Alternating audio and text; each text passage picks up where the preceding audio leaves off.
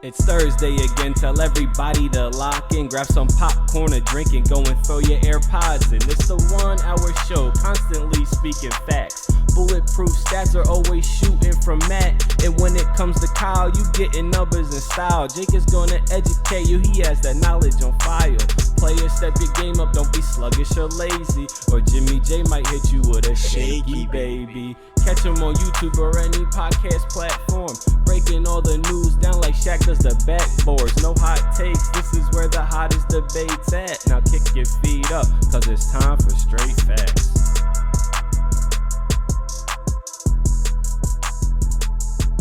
What's going on, y'all? Welcome back to Straight Facts, a sports show that educates and entertains. As always, brought to you by the Up All Game Presents Network. Make sure you're following them wherever you get your content, wherever you get your podcast, Apple, Spotify, YouTube. But it's your boy, Jimmy J. I got the guys back together with me, Jake Galley and Stat Matt Robinson. I can smell it. I can smell football season. Jake texted me yesterday and he was like, yo, I'm hyped for this pod because it's almost football season, man. Like we're almost here. I can smell it. I can smell season 3. Like it's right around the corner. It's like it's perfect because like not only is there like such a great buildup for the NFL, it also comes directly after the most dead time in the year where you're just strung out on baseball for a few weeks. And then baseball goes at like when there's the All-Star break, you really have to think about like, wow, what are my interests? Like there's no sports on.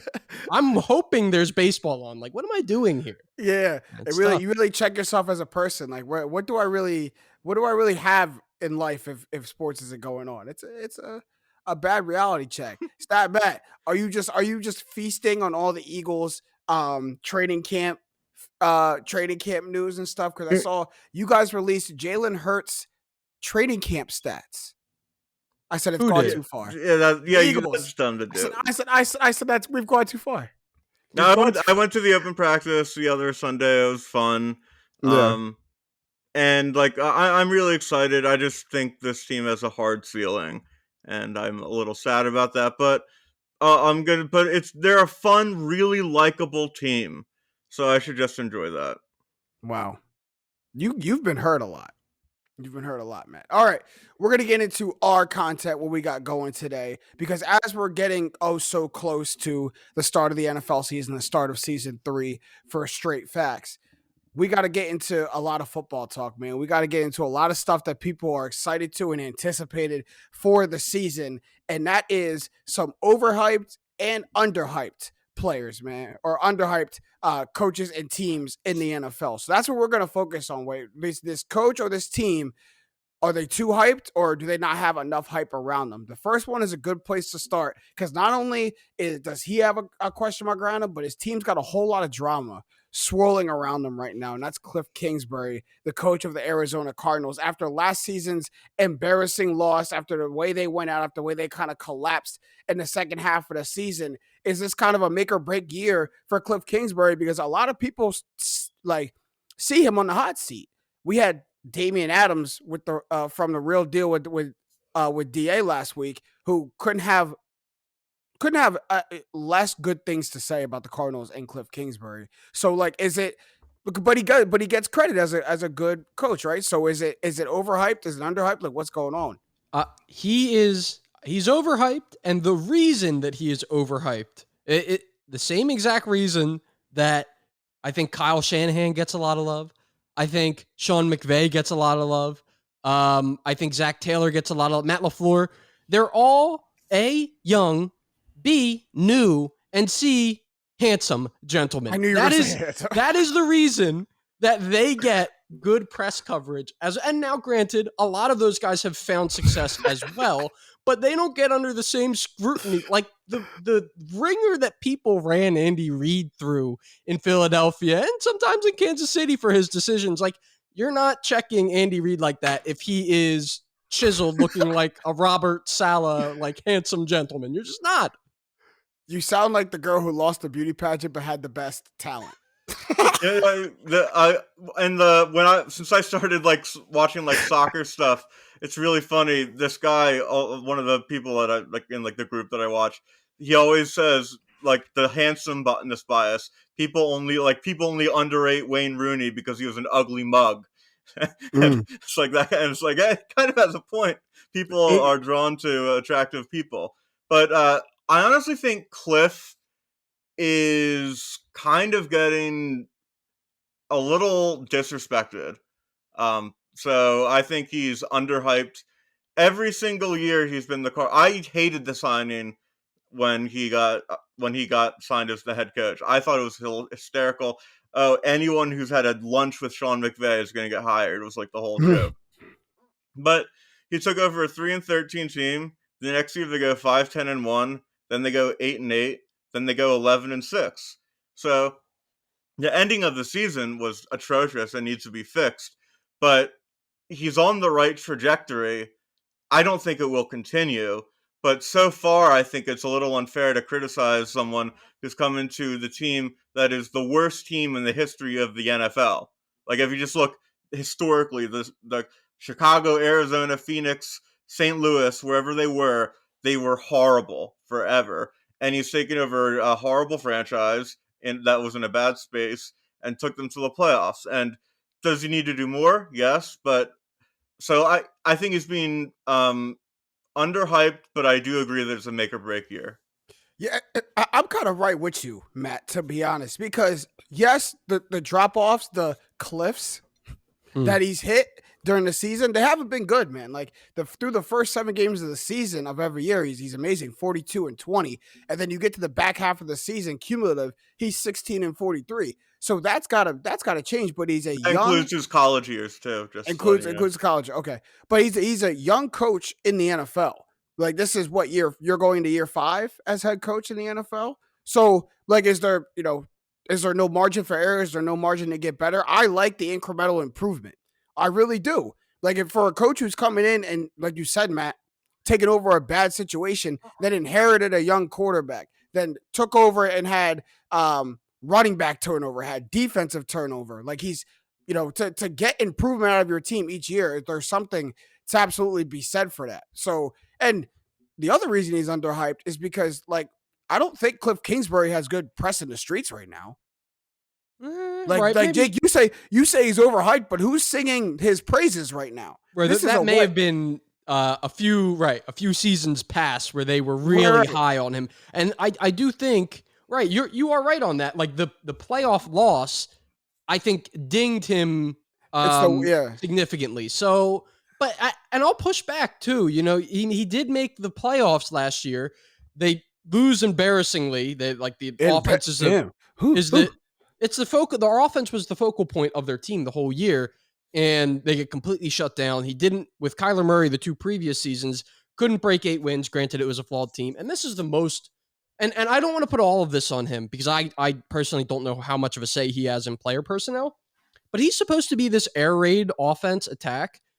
The wide receivers that they have drafted since he's been there, they've spent good capital on Andy Isabella, Hakeem Butler, and Rondale Moore, who I'm not going to make the sound to just yet. You loved Hakeem Butler, didn't you, when he came out? You didn't have to burn me like that. I was going to gloss over it. Didn't he love Hakeem Butler? I was really high on Hakeem. That's a hurt piece right there. Yeah, my fault. But yeah, I mean, he's this is the guy that's evaluating your talent. I'm assuming he has some hand in the process, and all of those guys have been somewhat of duds. Again, Rondale Moore, I'm not going to put there yet, but we'll see this year. Last year, I think context doesn't get put around enough of last year. Should the Cardinals have collapsed like that? No. But Kyler Murray misses some time. DeAndre Hopkins misses time. J.J. Watt misses time. James Conner misses time. Good point. All of their marquee players missed time last year at different points. So it's not like they all were down at the same time. But I mean, for an offense that was relying on literally those 3 on offense and a defense that's kind of anchored and hunkered down by JJ Watt, you can understand that the boat's going to waver a little bit. Now, an elite coach, an elite young coach, a Sean McVay, whoever you want to put in that category, probably gets that ship back right better than Cliff Kingsbury, which is why he's starting to fall under these, some of these names. But, the context means a lot. You can't, it's hard to win without your best players in the lineup consistently, especially in the NFL, especially in the NFC West. Like, especially in that division when you got the Niners and the Rams who got hot at the end of the season. Right. You So have that's tough. defending Super Bowl champion in the division and no DeAndre Hopkins, no Christian Kirk. Well, no DeAndre Hopkins for the first, chunk of the season. I think it's 8 games he Right. got suspended. And then Yeah. Christian Kirk was signed away. So we're going to He's see. gone. He's going to be put to the test early on. If they're not doing well, the seat's going to be hot. The Yeah, seat it's hot. definitely going to be hot. The seat warm. The seat warming up. Already. Like someone put the seat on 350 and hit bake. Like the seat preheated. It ain't hot yet, but it's going to give it about 10 minutes. You're going to hear a nice little ding and the seat hot. The seat ready to go. Week 4. All right, the next one we're moving on. And y'all, I have some really petty co-hosts. I really do. Because they just find little ways to get their anti-Buccaneer slants off. And they're clever. They really are. I give you a lot of credit. I give you a lot of credit. Because you hide it in these real clever ways that I can't really fight back on. I got to just talk about it on the pod. So the Buccaneers is the next one we're talking about. The 2 years ago Super Bowl champions. A team who obviously gets Tom Brady back, has a new head coach in Todd Bowles. But I think the biggest thing that people are looking at is kind of the shuffles on the offensive line, that a lot of things are going to be looking different. You got Ali Marpet, who retires. Ryan Jensen is out for a lengthy period of time with a knee surgery from a knee injury he suffered on the second day of training camp. His backup is in right now. Shaq Mason comes in to replace Alex Kappa at tackle. So you got Tom Brady coming back, but you have him coming back with the exact same team except the people who protect him. And he's built a really good rapport with this offensive line. So that's a worrisome part to me. I don't want to gloss over that at any point. The past 2 seasons, I think it got overlooked a lot how well our offensive line was. You got 2 Pro Bowlers and an All-Pro on that offensive line, maybe the second or third best offensive line in football behind like the Eagles or teams like that. So that's something that really goes into it. But before I let y'all try to get anything off, to say that there's to say that we're overhyped is ridiculous. And I'll kind of tie a bow on it at the end of it, how we can't be overhyped really. But I just want to let y'all know that before you guys try to say that we're overhyped, that's ridiculous. So Jake, go ahead. So actually it's funny because in speaking, I was kind of thinking back. I did write a couple of these. It felt a little good to get some of not the injury points, but just to include them in there. Not happy that anyone's injured, but right. Realistically, it's funny. It's a game of inches, and especially as far as it comes to perception. Imagine the way that we would be discussing Tampa Bay if they had cinched up their coverage in the NFC Championship game. They go to the Super Bowl again, and now, win or lose, you're in the Super Bowl 2 straight years, and maybe then people would be really high on them, and I would be saying, they're overhyped, but that didn't happen. They lost, and because of it, and because of the injuries, I think there's now a really negative spin that might be picking up on the Bucs. Granted, I think they still are the second favorite as far as Vegas goes, but I think right now, because of the way things broke, they're probably a little underhyped, but based on what happened last season. But then spinning it forward, maybe they're a little overhyped because they might have a bad year if they can't protect Brady. That's basically where I'm at. I hope you can accept that. That hit softly. That doesn't hit too hard. The Patriots are overhyped for the simple reason that they're favored to win the NFC. That was a Freudian slip by Matt. Freudian slip. Sorry. The Buccaneers. First of all, we are a different team. Don't you get us confused with that. We're not them. So the Buccaneers are overhyped for the simple fact that they are favored to win the NFC over the Rams. When the Rams had a better offseason than them after the Rams went into Tampa Bay and beat them in the playoffs on the road on the way to winning the Super Bowl. It makes no sense to me. Oh, because Brady retired and then unretired, all of a sudden they have a better chance to go to the Super Bowl than the Super Bowl champions who got better. The only reason that game was even close was because Cam Akers had some 2 stupid fumbles. It's everyone talks about the end because again, wow. The Bucks blew Yeah. the coverage, but the fact that the Rams lost that lead was so fluky and bizarre and weird. And The Brady effect. Cam Akers fumbles because Brady's the Yeah. quarterback on Tampa. Yes. It's weird. This weird thing happens to the other team when Tom Brady is on the sideline. Like Atlanta shouldn't blow a 28-3 lead either. But Nick Foles became Superman, so like it's not always there. That's true. I don't say it's always there, but that there is a Brady effect to the ball just bouncing his way. But continue your rant. And I think the Bucks are the second best team in the NFC. I think the fact that Green Bay we'll get to Green Bay. But it's more about just by definition, they're overhyped because there's no reason other than Tom Brady, which was not good enough last year, that you can say that they're a better chance to win the Super Bowl than the Rams. I think you're taking hype in a different context than I'm taking hype, or that really you should take hype.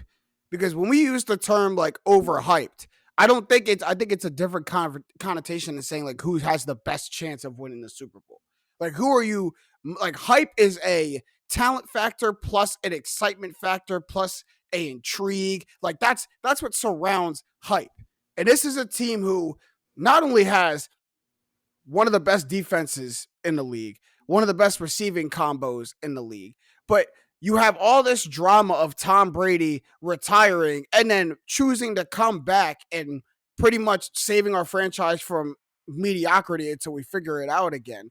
Not only do you have that, the greatest quarterback of all time, returning to your football team, giving you another legit chance to maybe win his 8th Super Bowl and ride out to the sunset as the best to ever do it maybe in sports.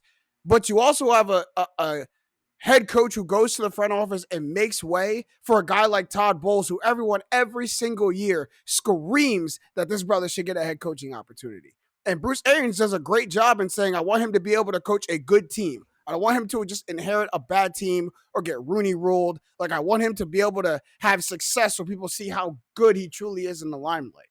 I think all of that goes into hype. And I don't think you can have a more hyped team right now than the Bucks. I don't think it's the Rams. I don't. And Arians actually loves the Bulls because they worked really well together in Arizona as well. And Matt, the most important point, this is how we Temple Owls operate. Okay, you guys might not get it. You guys are Rams. Okay, you have the LA mindset because of the LA Rams, obviously. Wow. Not Westchester Rams. This is how we Temple Owls. You gotta Owls fly in a pack. That's what they say. I just made that up, but I mean it's applicable here. Owls, I believe are solo creatures, actually. like you know, naturally, factually, I think they fly solo. But you're right. But I hear you. But I like it. But that's the hype factor. And then the football factor is also, this isn't a guy in Tom Brady coming back like a Brett Favre unretired. Even though when Brett Favre unretired, he still, wasn't terrible. But this is a guy who comes back who many argued probably could have, I think, should have won MVP last year. Like this is a guy who is still playing levels of football that people hope to reach.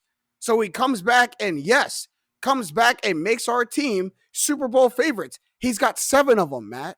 When this guy comes back and decides I want to win a Super Bowl, only Eli Manning and Nick Foles can stop him. That's the only two. Like he's got 7 of them. Like he legit can go and just stop him last year. That's the most recent thing that's happened.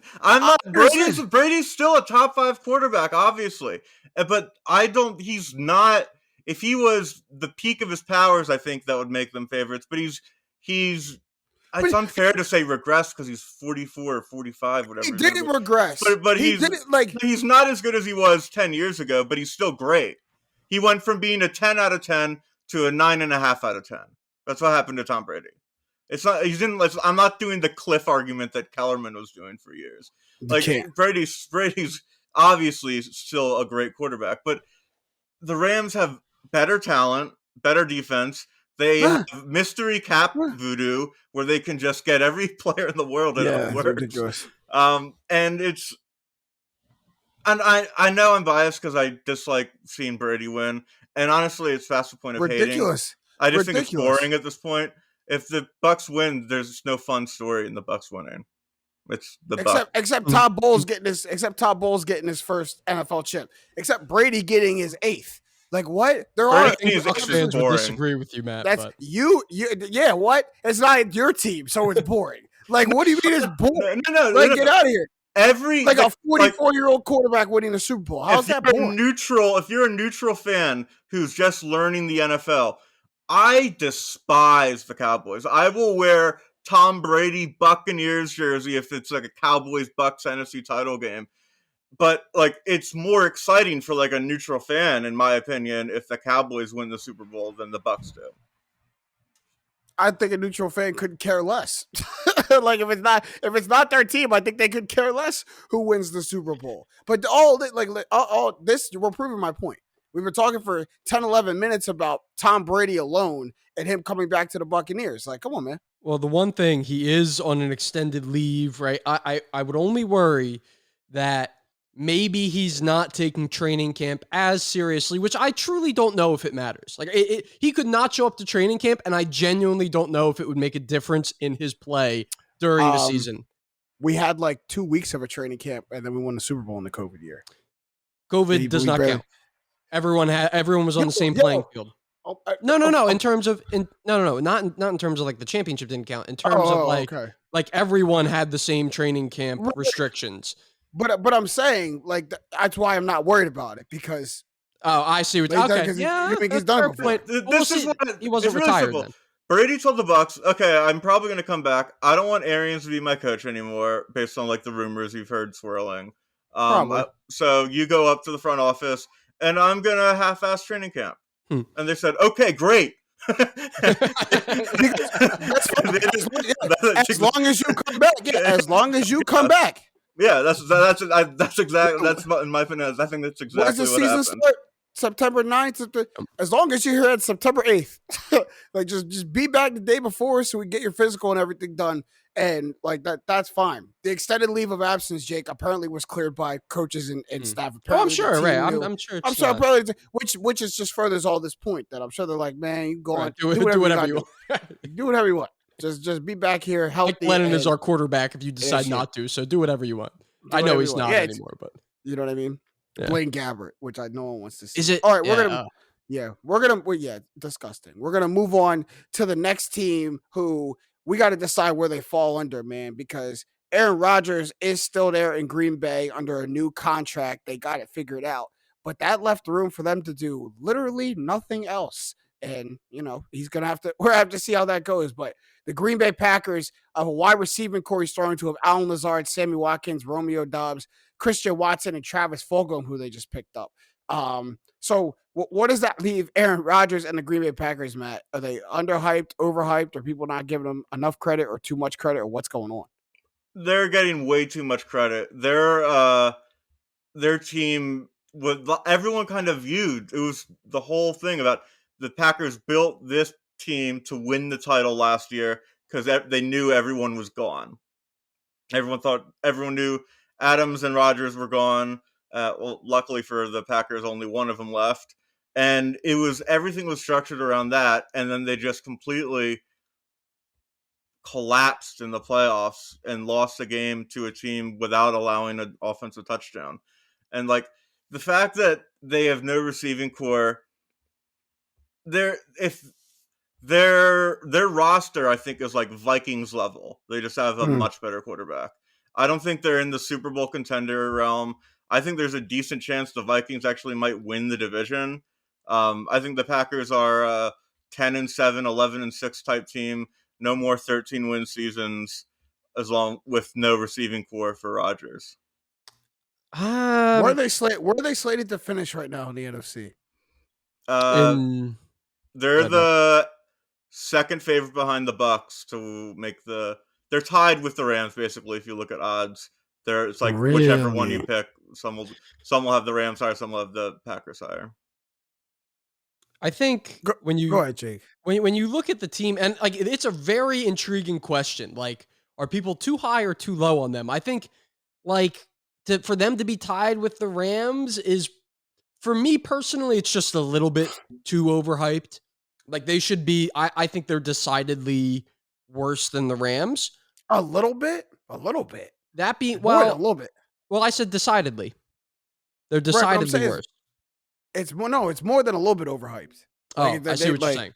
Gross. But here's what I'll say is that I wouldn't count them out completely. They still like people roll their eyes when you say, oh, well, they still got Aaron Rodgers. You need to look back to because there's a very similar discourse going on in Indianapolis in like 2009. They ended up losing in the Super Bowl that year. But Peyton Manning, who was also getting up there in age, can he still do it? Right before he left for, or a few years before he left for Denver, his receiving core was Reggie Wayne, Pierre Garcon, Austin Collie, and Hank Baskett. Okay. Lovely. I like that's it's granted Reggie Wayne is very, very he had 150 targets that year, 100 receptions, still very much a above average player. He was getting up there in age, and all those other guys could easily be take your pick. Can Christian Watson produce what Pierre Garcon did that year, No. 47 catches? You don't think he can get 47 catches Now, this year? Garcon was a really good player. No, but that year 47 catches, Matt. Right, 4 touchdowns, 47 catches. I think, but just by default, he'll get 47 probably. I mean, I think that they're maybe lacking a little bit on wide receiver, but then you compare the running backs from team to team. They had Joseph Adai on that Colts team. Aaron Jones and A.J. Dillon are much better, in my opinion, than anything that they had there. So I say all that to say, if the defense can remain competitive or be competitive, I don't think there's anyone in their division that's like world beaters. So they have a very good chance of winning the division still. And if they do, they're going to host a home playoff game. And then you got Rodgers in the second round of the playoffs. Like, I'll like that's about where they should be, in my opinion. And that's where they are. Almost. I do think the division saves them a lot playing 6 games against NFC North opponents who you've just been dominating over the years. Is like that's going to help springboard them a lot. But if people are excited to see the Packers and are wishing them to be second or third in the NFC, my question would just be like, what's there to be hype about? Like what's there to like? I understand, Jake, that Aaron Rodgers is coming back, but it seems like a content Aaron Rodgers. It doesn't seem like a hungry Aaron Rodgers. This doesn't seem like an Aaron Rodgers who's fighting and scratching and clawing to go get another championship. It seems like an Aaron Rodgers who decided like this is the time I get my money. Who they get?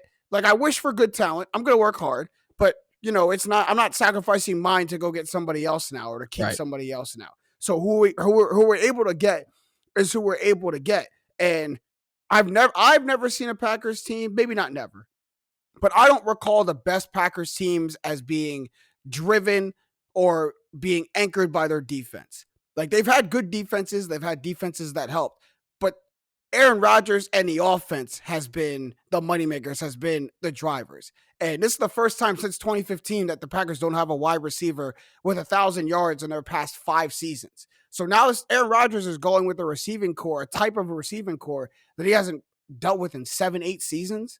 Like, but I don't see the Packers running in that engine. I don't see them running in that way. You have a dynamic and creative offensive mind, one of these good, young, handsome coaches that Jake likes, and Matt LaFleur, and you don't even have the weapons to use that.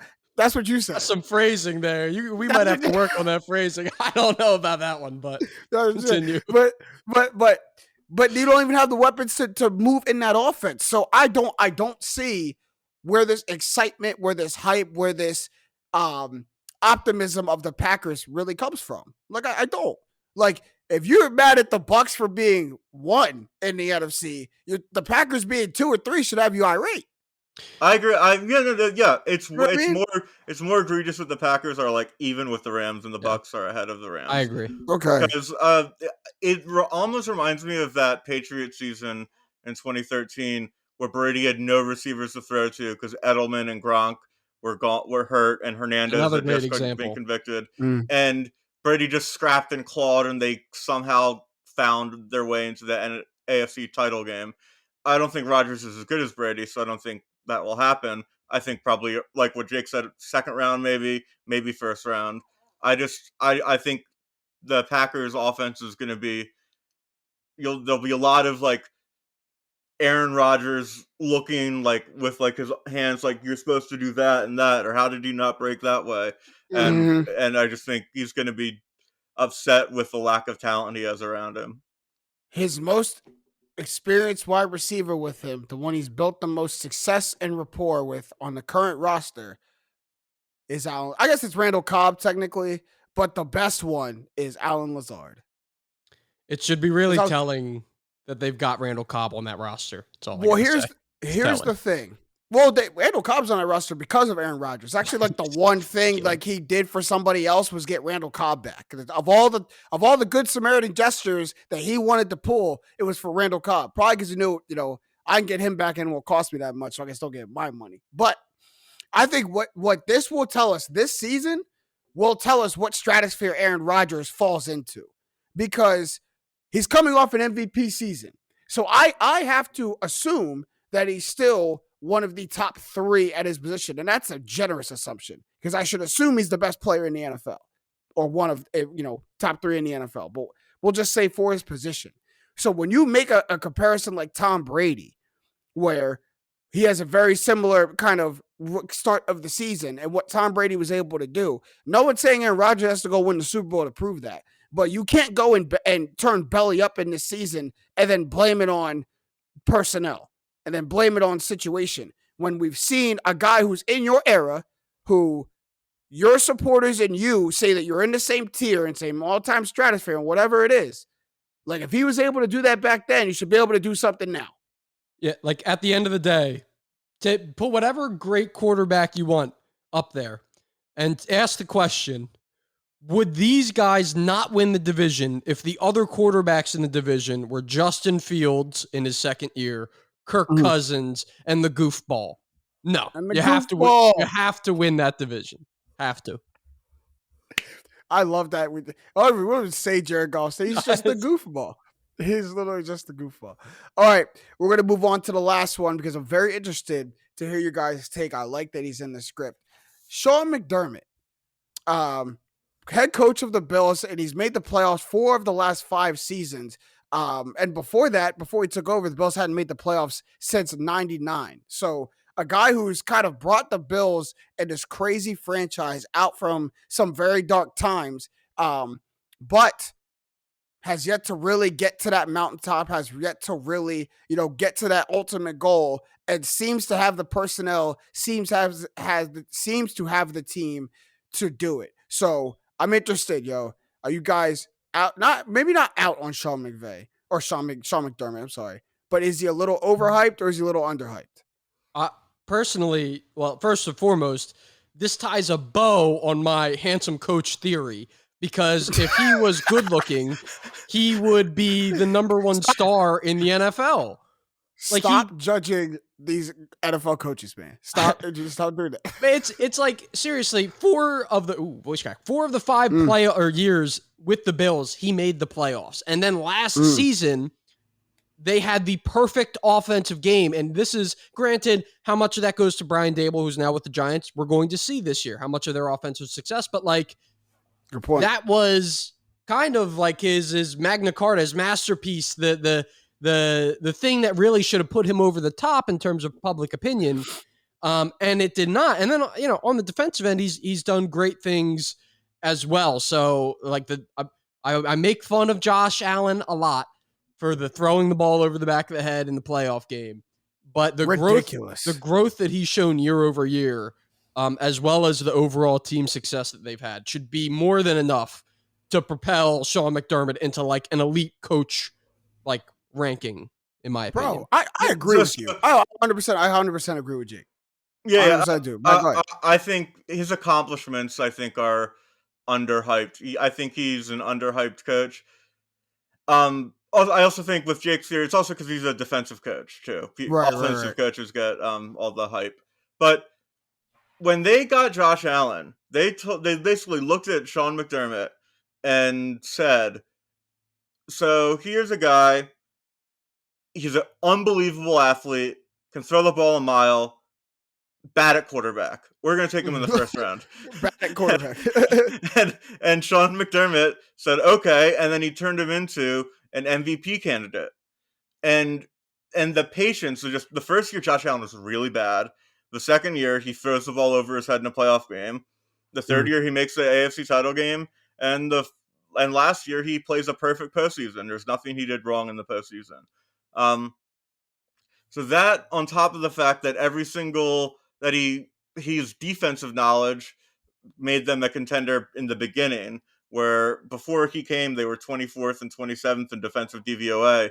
Since he came, he was 18th in their first year, and then second, and then 7th, 12th, and then first. This is like a coach that had Nathan Peterman take snaps in a playoff game. Like, this is how bad the Bills were as a situation. And he scratched and clawed a way to get 9-7 in 2017. And then they built a quarterback with a chance to contend, and they got Mahomes. You can't blame the team for being Mahomes. Seriously. And there's a really good chance that in 10 years, we talk about McDermott like he's a surefire Hall of Famer. I agree. So he's going to, because Jake, think about it, man. He's only got to get like one more round, get over one hump. That's the only thing he's got to get. To win it. I think you have to win it to be. There's a scenario where the Bills have two Super Bowls, where Josh Allen retires with 2 Super Bowl wins. Like a really plausible scenario. And in both of those, they have to win the Super Bowl, which is massive. Like that's more. That's almost. It's borderline luck. Like and they have a very Knicks-esque aura around them, where it's like everybody knows who they got to go through. Like you got great players, a great coach, a great roster, and there's one person you got to go through. If you don't go through him, you're not gonna win. Yeah. And the way the Knicks kept getting Jordan is the way the Bills keep getting Mahomes, and hopefully they can get over that hurdle. But I think Sean McDermott might be the most underhyped person/team we have on this list. Actually, by far. Yeah. By far. Because you talk about the Bills every year since Josh Allen has emerged. And they got Stephon Diggs, and their defense became the best defense in the league by a long stretch last season. They were crazy, and even without Trey White for a lot of the season. And when you think about the Bills, how often does someone bring up Sean McDermott? Right. Like Jake, you even brought up Brian Daboll in the midst of talking about Sean McDermott.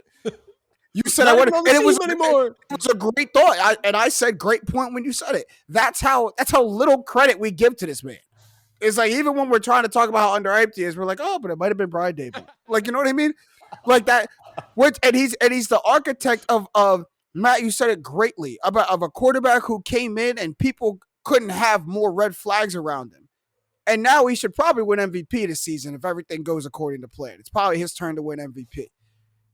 You have a team behind a defense who has progressed every year, and now last year was the best defense in the league, and you get one of the best cornerbacks in the league back off of injury.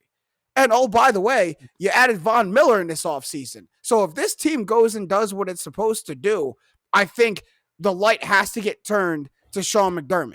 Like, I think it absolutely has to. Can I be honest with you guys? Last night, got a little message from FanDuel. Hey, same bonus that I won a whole bunch of money for betting on the Rams.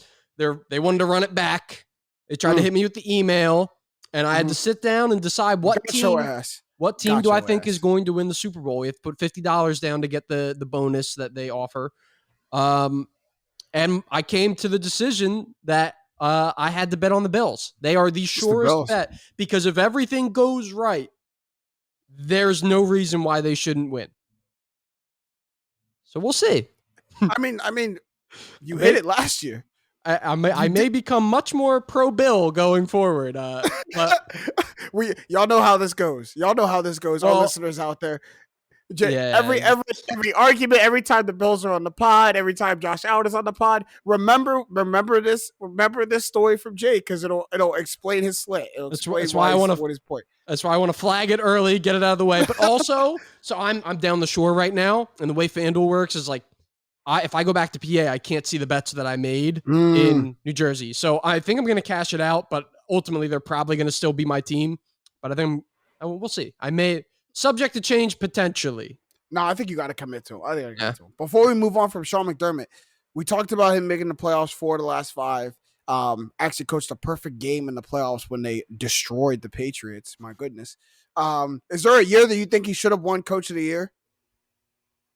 Is there a year that he could have won Coach of the Year? Because I think it's a little absurd. I think the highest he got was second. He came second to Kevin Stefanski in 2020. But before that, highest he got was like fourth in 2019. I would have said 2019 is probably where I would pick. Yeah. I think he came in like fourth. If I'm looking this up correctly. But Coach of the Year is a dumb award because like if you were actually giving Coach of the Year, like Belichick would have like 13 of them.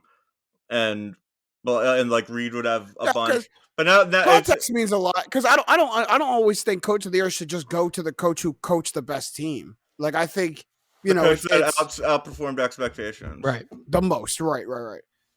Which kind of end up being the best team. Like, but I think it's like can Andy Reid get Coach of the Year? Like I don't know, because Todd Bowles could get Coach of the Year because it's being his first head coaching season. Like you're with Mahomes, like all right, dude, you're with Josh Allen and company. That's why he does. It is like the fact, as Matt said, just to wrap like my last point on this. It's because if he was an offensive coach, he would be way more recognized. But because he's defense and the strength of their team, not really. I mean, they were the best defense, but what makes the news on the team is Josh Allen and all the points that they score. He gets maybe swept under the rug a little bit. Interesting, Jake. Does Nick Sirianni fall into this mode? Is he young coach, offensive minded? It's my mom. Is he handsome? Is really I was about to say. My mom thinks he's handsome, so he probably gets a little bit of a positive spin. He probably gets. I like the fact that Sirianni works to the strengths of his team and is very open about defending his team. Yeah. So I like him, but I don't know if I'd put him elite. No. I like Sirianni, but he's kind of goofy. He's just not handsome. And I'm not just talking about like the pandering he does is too crazy much. Yeah, I appreciate it. I think it's funny, but like if I actually were to be critical of it, which I think it's silly to do, but it's a little too much that he wears like Davion Taylor sweatshirt. So like Jalen Hurts' face on a t-shirt in practice. A little I don't want that. All right. So we're going to move on because with the start of the NFL season starts the start of the second best season. That's fantasy football season. And I, for one, am coming off a fantasy football chip. So I'm ready to run it back. And you're right. Everybody but Matt, right? I'm not a champion. Sorry, Matt. You're not allowed to do the champion flex. You can't make a muscle with the camera. I was a 500 team last year. That's okay, Matt. Because I won the championship in one league and missed the playoffs in the other. So I'm really only deciding to talk about the good. There's a whole other side to me that you guys don't literally never hear about. But since fantasy football season is starting, we're going to continue the overhyped or underhyped theme because I like it. But we're going to turn it into fantasy football prospects and see, like, based on where they at, where their ranking is, their position ranking, are they overhyped or are they underhyped going into the season? At first, we're going to go quick.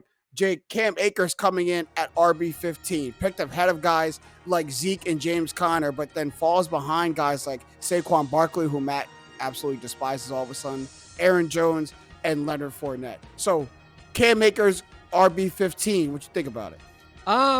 So this is like, if you are in a 12-person league, like, he'll probably end up being like an RB2 is the idea with his ADP being picked as the 15th running back.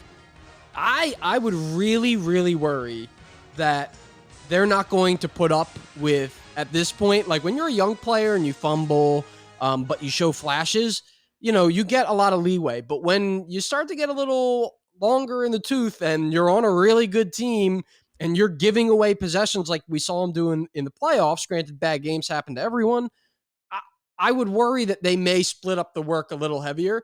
Now, as far as like who is going to be the one receiving that work, whether it's, Darrell Henderson or Michelle, I don't know. I couldn't tell you that. But I would worry that if he starts to falter, they're just going to wipe their hands of him and be like, we're moving on.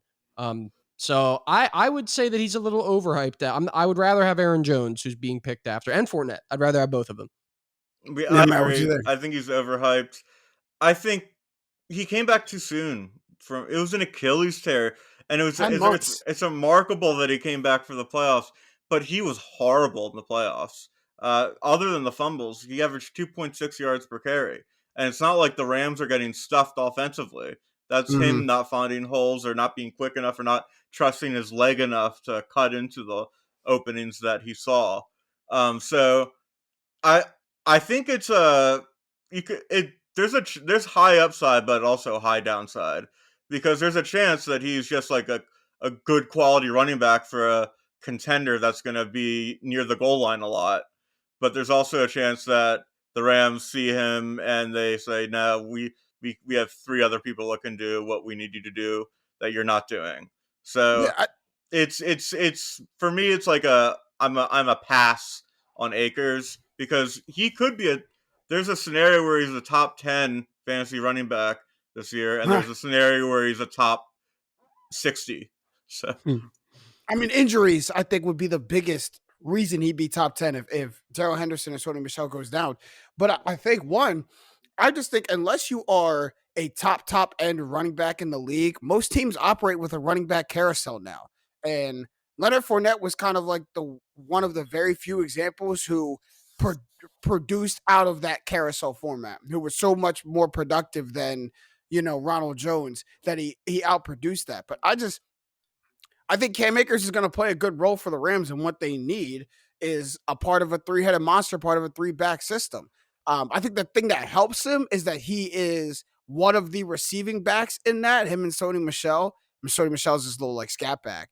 But I think Cam Akers like maybe gets a little bit of the name treatment, but I just don't think like to be a top half of running back in the league, a top 15 running back, I think you got to be more than be in that system, be in that running back carousel, that running back by committee system. Like not, he's like you said, man, he's not gonna be a bad running back. He's not gonna be a bad player, but fantasy, I've learned fantasy. You start thinking about this the whole thing completely differently, man. Like he's not just can he produce on paper, and I just don't see him going ahead of guys like Aaron Jones and Leonard Fournette who are lead backs fully in their system. Also, I made a mistake. They're going before him. It would be Zeke and James Conner going after, and I'd rather have James Conner. I would not rather have Zeke. I'm staying away Yeah, from Zeke this year. I'm kind of off on Zeke. I'm kind of off on Zeke. That's a Yeah. whole different discussion for a different day. Another different discussion is a discussion everybody's having right now, and that's George Pickens, man, setting the world on fire. Second round pick for the Steelers. Why he dropped that far is beyond me, but he's slotted as wide receiver 63 right now.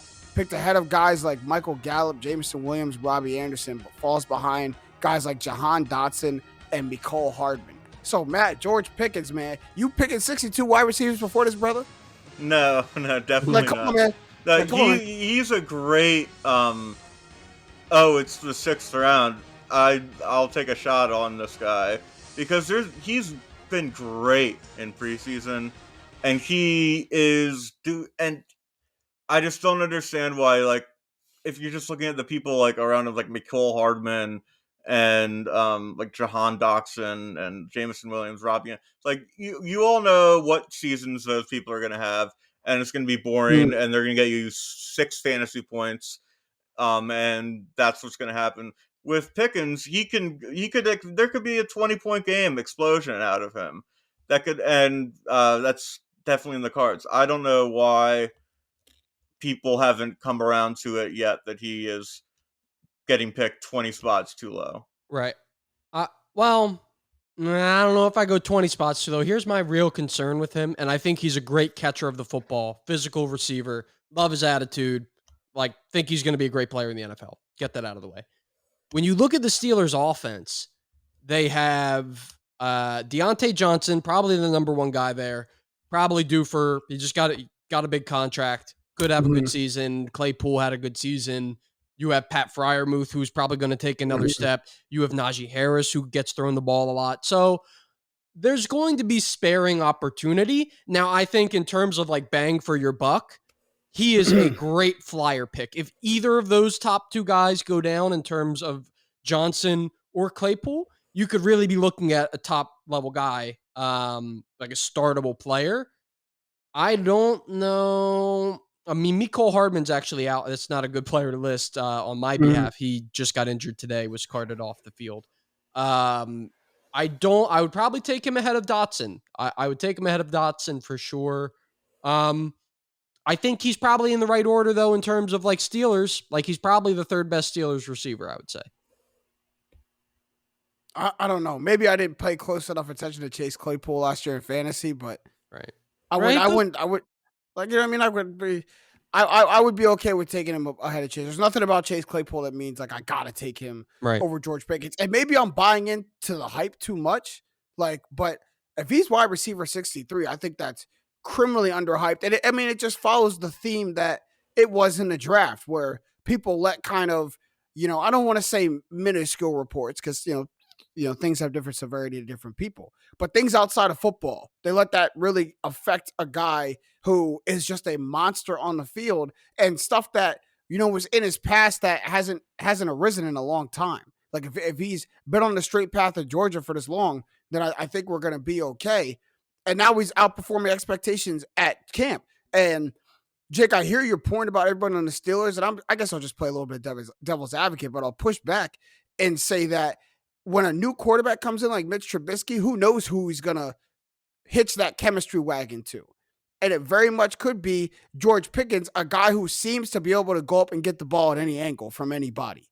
So, like, it just seems that, if that can happen, if that can happen with Mitch Trubisky, if they find him as a red zone threat, a red zone target, especially with the jump ball abilities that he has, find himself with, 3 or 4 more touchdowns than you expected. And then who knows where George Pickens lands right now, but high upside. I think the Steelers are gonna high upside, and I'm buying into all that high upside. I'm definitely buying into all that high upside for the Steelers and for George Pickens. All right, the last one we're going to do, because this guy finds himself in a very, very interesting situation. Just got the bag, but really doesn't have a quarterback to throw him the football. And that's DK Metcalf. Right now, slotted at wide receiver 19, ahead of guys like Amon-Ra St. Brown, Chris Godwin, and Darnell Mooney, but picked behind guys like Terry McLaurin and Mike Williams of the Chargers. So, top 15 receiver from DK, Jake, with Drew Lock throwing him the ball. So he's right now Shaky baby. Yeah, I would be like, I see it both ways. I'd be scared to pick him a little bit. You're probably looking at like 3rd round-ish. But if I'm getting DK Metcalf with 18 guys in front of him, obviously it's a different story with Russell Wilson not there. But like, I don't know. I harken back. This is where I learned my fantasy lesson.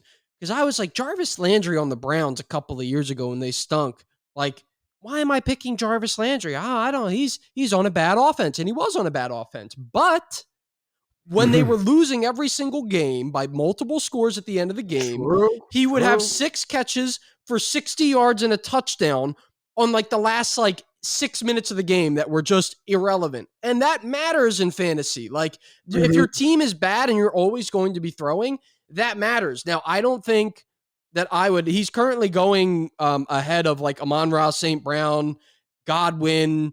I'm not taking him ahead of those guys. And I know that might be crazy to say Amon-Ra St. Brown, but like, if you're in a PPR league, Amon-Ra St. Brown's going to rake in targets. And like, DK Metcalf is ultimately like a really big question mark without a QB. But if you want to take a swing, that's probably where about I would take. I guess wide receiver 19 is about where you would start swinging. I don't know. Overhype. He was bad with Russell Wilson last year. Overhype. Well, the offense was. They were in games, close games, and they run the ball, and then I don't know. It's tough. And that's true. And Chris Carson, Chris Carson this year, so you become maybe more of a passing offense because of that. But I mean, like it's I don't know. He powdered his way through last season. Got a contract, and he was bad last season. You know what I mean? He is a big time diva. DK had 12 touchdowns. Like, he didn't have a good yardage year, but he had 12 touchdowns. That's true. Which matters in fantasy. Which absolutely matters. I think were like end of the year touchdowns after the fantasy season was over, though. Like, if you took DK high, you're out of the playoffs, and he's catching like 4 touchdowns in the last 3 games or something like that.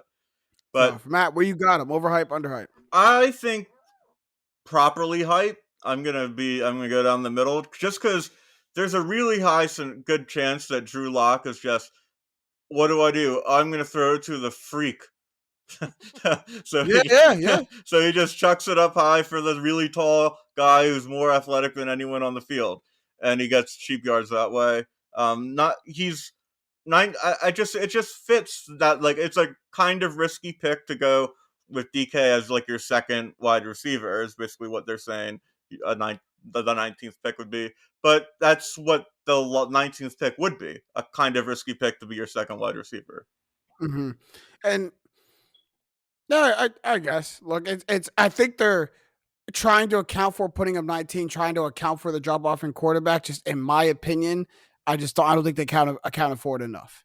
Like I still think they're trying to give him a little bit too much credit, putting him a little bit too high. Like he probably ended somewhere in the early 20s to me now. He should not be above Chris Godwin. And I don't know, maybe Chris Godwin's going to miss. Is he hurt at all? Is he going to miss any time? Is that? Well, it's not guaranteed what if he's going to like make week one. Yeah. Probably not, but he's practicing. He's there. It's just cautionary. They might hold him out. That could be You know what why, I mean? maybe, but I don't know.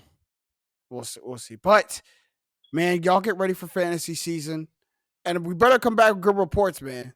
This time we all got to go win a chip. We all got to win some kind of fantasy chip. How many how many fantasy leagues are you in? Like how many did you do this year? I'm only in one. I'm always chips in one basket. No, I always only do one because otherwise it gets confusing. Like, who do I root for? Yeah. I like having one league that I can put if I've had multiple leagues before, and there's always the team that started 2-1 I favor more than the team that started 1-2, even though the team that started 1-2 actually turned out being the team that had more potential if I gave more. So it's just no, screw it. I'm gonna have one team. I've been in this league with my like friends, family for a while, and I'm gonna put all my focus into that team. How many fantasy leagues you in, Jake? I can't imagine. 5, and 2 of them are dynasty leagues, so it's a little different. I would like to be in like 3. I mean, honestly, being in the 2 dynasty leagues is almost too much, but I was offered. To mention the 3 other normal leagues. Redraft, it's okay because you start fresh every year. Where like dynasty, it's like all year you're like tracking, like what do I need, who's good, like who should I pay, and the only reason I took this team, I won the league last year, 16-team league with the team that I picked up because the guy who they started the league and he drafted the team and was like, I don't want to do this. So the team was stacked. Got like Brady, Dak Prescott, Cooper Kupp. Come on. Got to get in there. This guy, John Gruden, his way to a crazy. Oh, absolutely. Absolutely. Yeah. I did 3 last year. I'm only going to do 2 this year. I'm like, I'm with Matt, but like, I can't put all my thought and energy into one because I'm not good enough to have just one, chance out there. I gotta hedge. You know what I mean? I gotta blanket the market. I gotta put more, whatever metaphor you want to use. I gotta have more than one team, more than one chance to win. And it reigned supreme last year because I have one team that was really bad to make the playoffs, and I have one team who I don't understand how they let me draft this team. I had Devontae Adams, DeAndre Hopkins, Mark Andrews, and Deebo Samuel was my receiving core. Oh, Deebo's the big one there. That was a league winner. It didn't matter. Kyler was my quarterback, and Kyler even missed 4 or 5 games, and I still won. But Kyler had a great start, which got you kickstarted. Great start, and I had him and D Hop as the anchor, so it was great. But we're almost out of time for this episode of Straight Facts. It was a great one. As always, we can get some shots at the buzzer. Who's got something to say at the buzzer, real quick? I have a really weird thing that happened to me. So I'm down the shore, as I said, and, take a walk down to the seawall at night because there was a massive, like the moon, it was full moon. It was across and like very, very visible. So I go down there. My sister and I are looking at it and, you're facing out towards the water and out of nowhere, like this is probably at like 11 at night. This family of like 6, a really old guy, a wife and husband, and their 3 kids all come up behind us like stealthily. And the old man is like, look at that moon. Oh, would you look at that? And like, I'm like, okay, that's odd. And so he's like, that's a sturgeon moon. I'm like, oh, okay. Like what's it? So he was explaining that there's a type of moon. It's like really yellow and low. And that's when you catch the fish, the sturgeon. And he's like telling us this story. And I thought that was going to be the end of the oddity. And then the family, I swear to God, the husband and wife both walk up with their little kids and are like, look at that sturgeon moon, guys. Oh my gosh! Like I swear it was like I thought that I was like in a dream or something. It Yo, didn't you're make being sense. punked. You're being punked. No, I, no one gets the hype over the moon. No I one gets the thought that hype it over was the moon. like I think you should leave if you guys have seen that show. Like it was like Right. just the most bizarre. Like I thought I was on a TV show. So, anyways, they ended up being nice people. Might have been a little tuned up. I don't know. That could have helped their enthusiasm, but Right. just odd happening. That's so fun. And did they even, for all that, go fish for the sturgeon then. If you're that Right. hyped for the sturgeon moon, go get yourself a Right, sturgeon. get out there. Get out, right. If you're all hyped. Matt, you got something to say to the buzzer? So the Premier League season is back, and Liverpool here it goes. is disappointing. Mm. Through 2 games, they have 2 draws, and the 2 teams they played were not good. They played Fulham, who had just been promoted, and they drew 2-2. And they played Crystal Palace in their home opener, who always finishes like 13th, 12th, 11th ish. And they lost. They didn't lose. They drew 1-1. And along with that game, their big signing of the offseason, Darwin Núñez, who they signed for 80 mil, um, got a red card when they were down 1-0 because he let himself get provoked and he shoved someone to the ground. And luckily they were able to claw a goal with 10 men. But when you're facing like these oil barons against you, you can't afford these little slips. You have to be almost perfect.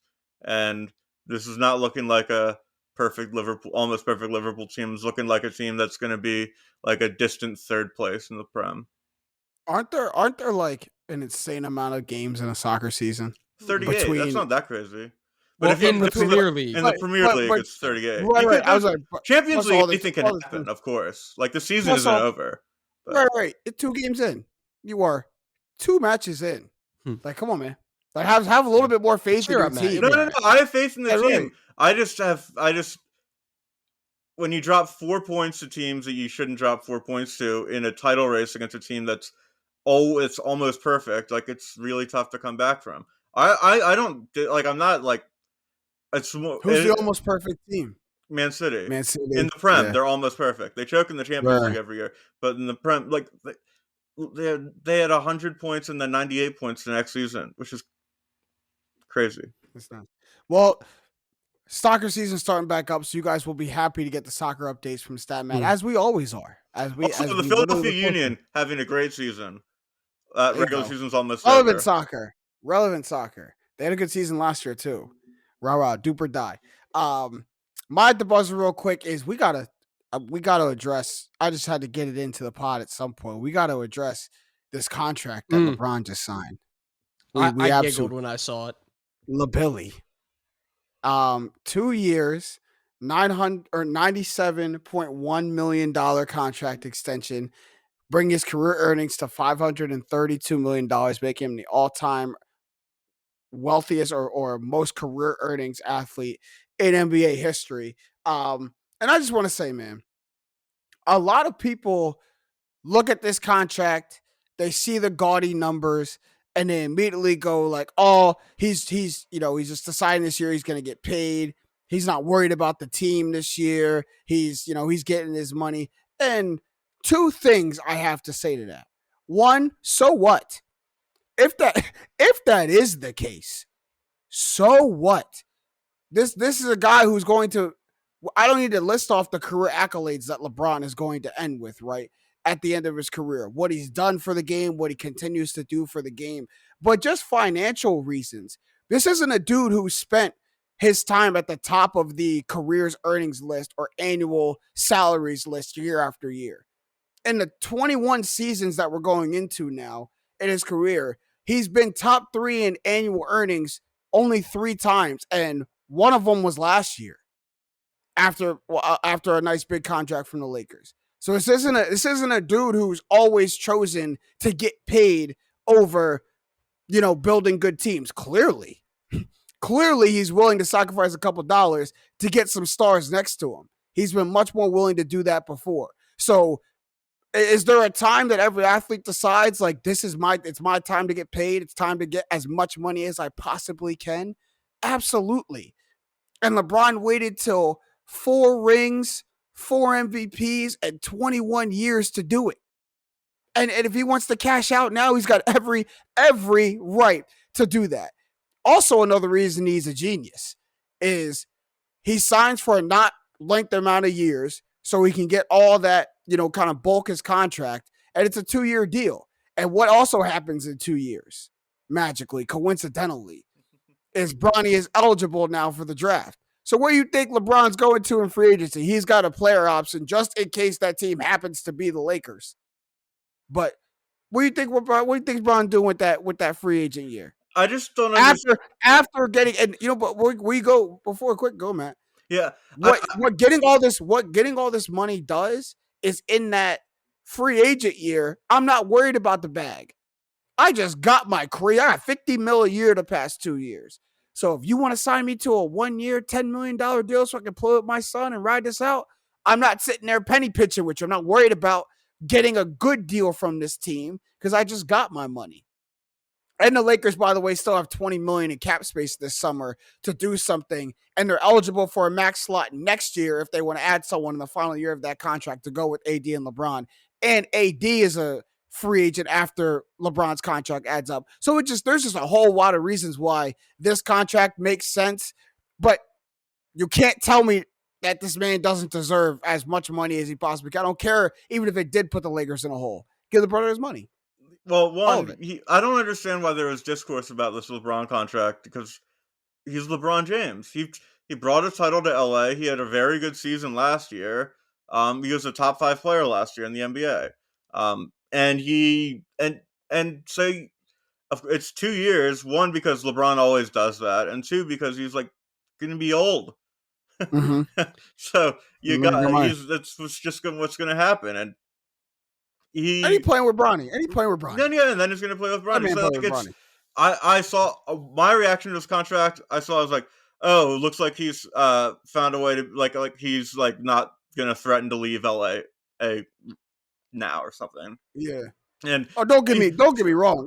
It's ridiculous. It's ridiculous the amount of money he got. Like that, I don't want to. Yeah, but the amount of money the Lakers are going to make off him is a lot more. Because all the marketing they can do, the fact that he's going to break Kareem's record while wearing a Laker jersey, like the amount of money that LeBron's brought in, besides just the winning point, is always going to be a massive boom, especially for a city like Los Angeles. Yeah, I decided to provide some context around it because anytime someone sees, $50 million a year is, I can't say. Players League. Players, great league to be a player in, I'll tell you that. 50 mil a year is ridiculous. But you see that, and a lot of people, especially LeBron naysayers, will automatically go like, oh, look at him pigeonholing his team. But he's not. It actually makes great financial sense for everybody. Doesn't put the Lakers in a hole, allows him to get his bag. It's good. But that's all the time we have for this episode of Straight Facts. It was a great one. Shout out to everyone at the Up On Game Network. Again, make sure you're following them wherever you get your podcasts, Apple, Spotify, YouTube. And also, shout out to my guys, man. Football season almost here. Time for Buccaneers to win another chip. It's my guys, Jake Galley and Stat Matt Robinson. I'm James Jackson. These have been the facts. Straight up. Shout out to Nashua Silver Knights, 6-time champs, baby.